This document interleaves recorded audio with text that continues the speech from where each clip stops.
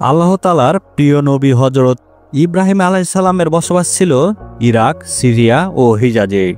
তার ওরস থেকে সুপ্রসিদ্ধ দুটি বংশধারা নেমে এসেছে, যার প্রথমটি মিশরীয় স্ত্রী হযরত হাজরার গর্ভে জন্মগ্রহণকারী হযরত ইসমাইল আলাইহিস সালামের মাধ্যমে, যা বনি ইসমাইল নামে পরিচিত।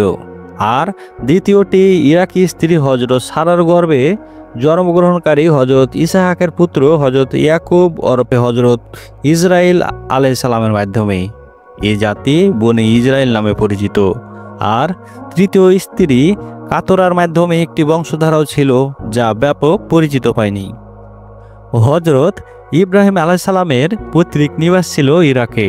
তার পুত্র হযরত ইয়াকুবের ছেলে হযরত ইউসুফ আলাইহিস সালাম ঘটনাচক্রে কুদরতিভাবে মিশরে আগমন করেন। এক পর্যায়ে তিনি মিশরের শাসনকর্তা হিসাবে নিযুক্ত হন। মিশরের দুঃসময়ে সফল শাসক হিসেবে তার সুনাম ছড়িয়ে পড়ে বিভিন্ন দেশে। হযরত ইউসুফ আলাইহিস সালামের পিতা হযরত ইয়াকুব আলাইহিস সালামকে মিশরে নিয়ে আসেন। এ সুবাদে সেখানেই বনি ইসরাইলেরা অবস্থান করতে থাকে। সুদীর্ঘ 400 বছর বনি ইসরাইলেরা মিশরে শাসনকর্তা হিসাবে পরিচালনা করেন। পরবর্তীতে মিশরের শাসনভার চলে যায় ফিরাউনদের হাতে। এই ফিরাউন নামক মিশরের শাসকরা ছিল জালিম। বনি ইসরাইলদের উপর তারা নিয়মিত কঠোর অত্যাচার নির্যাতন চালাতো। ফিরাউন নামধারী সর্বশেষ শাসক এক দুঃস্বপ্ন দেখে। স্বপ্নের ব্যাখ্যা জানার পর বনি ইসরায়েলদের বিরুদ্ধে তেলেবেগুনে জ্বলে উঠে ফিরাউন। সিদ্ধান্ত গৃহীত হয়, যদি বনি ইসরায়েলদের ঘরে কোনো পুত্র সন্তান জন্ম নেয় তবে তাকে তৎক্ষণাৎ হত্যা করা হবে, কারণ তার এই বিশ্বাস জন্মেছিল যে বনি ইসরায়েলের কোনো সাহসী সন্তানের হাতে তার পতন ঘটবে। এই অনিবার্য পতন ঠেকাতে ফিরাউন এমন পাশবিক সিদ্ধান্ত গ্রহণ করেন। আল্লাহর মহাকুদরতে ফিরাউনের ঘরেই লালিত পালিত হন বনি ইসরায়েলের সন্তান পয়গম্বর মুসা আলাইহিস সালাম। কালের আবর্তে একসময় মুসা আলাইহিস সালাম ফিরাউনের মুখোমুখি হন।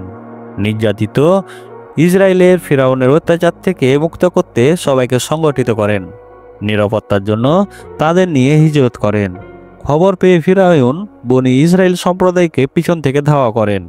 মুসা আলাইহিস সালাম আল্লাহর কুদরতে লোহিত সাগর পাড়ি জমান।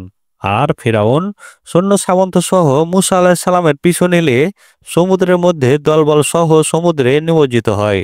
অবশেষে মুসা আলাইহিস সালাম মিশরের একটি দ্বীপ ভূমি সিনাই অঞ্চলে বনি ইসরায়েলদের নিয়ে আশ্রয় নেয়। এখানেই শুরু হয় বনি ইসরায়েলদের কালযাপন। বনি ইসরায়েলদের উত্থান বহু শতাব্দী ধরে অব্যাহত ছিল এবং তারাই পৃথিবীতে তাওহীদের পতাকাবাহী ছিলেন।